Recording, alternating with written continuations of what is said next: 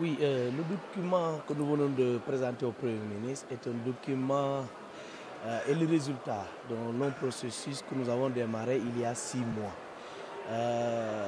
Ces deux documents, en vérité, un document diagnostic et un document qui va constituer l'agenda national donc, de transformation du service public. Alors, il faut rappeler que nous avons pris le pouvoir dans un contexte assez difficile où nous avons trouvé une administration quelque peu décousue avec des textes archaïques, non adaptés au contexte actuel et de l'évolution et de l'imitation du monde. Alors, qu'est-ce qu'il faut? Il faut amorcer rapidement des changements pour faire face vraiment aux attentes et aux complaintes vraiment des citoyens.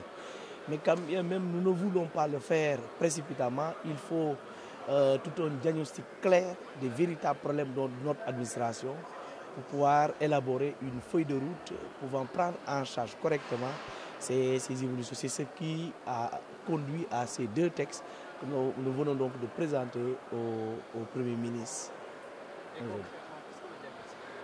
Oui, dans le diagnostic qui fait ressortir tous les problèmes en vérité de l'administration, qui vont des problèmes touchant les ressources humaines, aux problèmes de la qualité même des services publics. Il faut dire que les ressources humaines de l'État aujourd'hui sont confrontées à beaucoup de problèmes de formation, mais aussi des problèmes d'accueil et d'orientation. Donc ce qui fait que il nous faut des mesures phares pour ce qui est des ressources humaines, mais il nous faut aussi de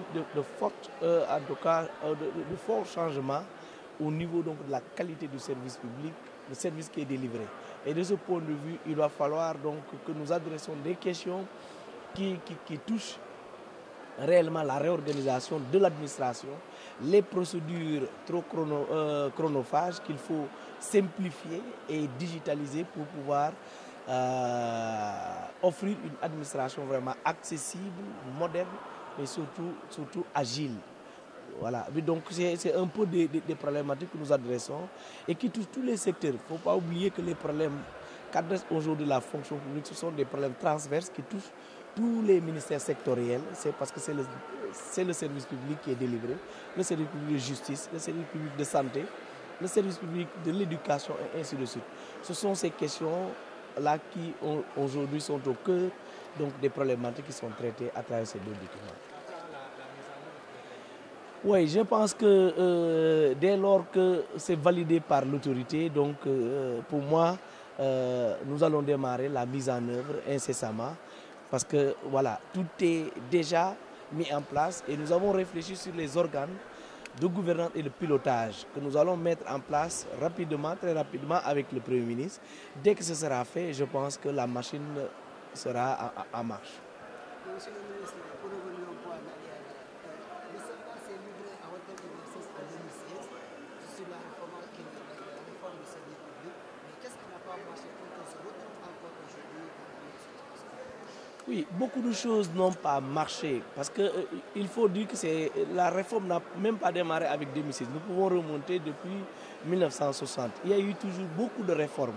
Nous avons conduit, mais chaque fois on bute à des problèmes de pilotage. Il faut dire les organes sont souvent éclatés et ne permettent pas de mesurer réellement l'impact économique et social de nos réformes. Cette fois-ci, nous avons réfléchi et souhaité un organe qui en vérité rassemble et recentre tout le dispositif de pilotage. Et ça va être en tout cas logé au niveau de la primature pour permettre au Premier ministre qui dispose de l'administration de pouvoir avoir un œil sur tout ce qui se fait dans les ministères sectoriels. Je crois que ça c'est un changement majeur qui va justement impacter. Mais il y a aussi le problème du financement donc, de la réforme.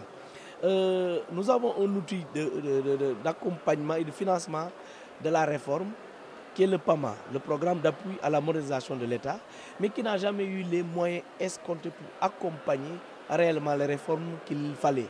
Donc il y a eu beaucoup de mesures phares qui ont été adoptées en 2016 qui malheureusement n'ont jamais vu le jour parce que justement il n'y avait pas les moyens pour pouvoir les mettre en œuvre.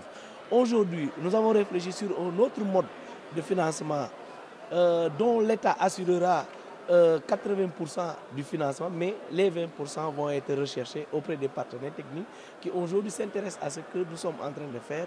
Et nous pensons qu'avec ce modèle de financement, nous arriverons au résultat escompté.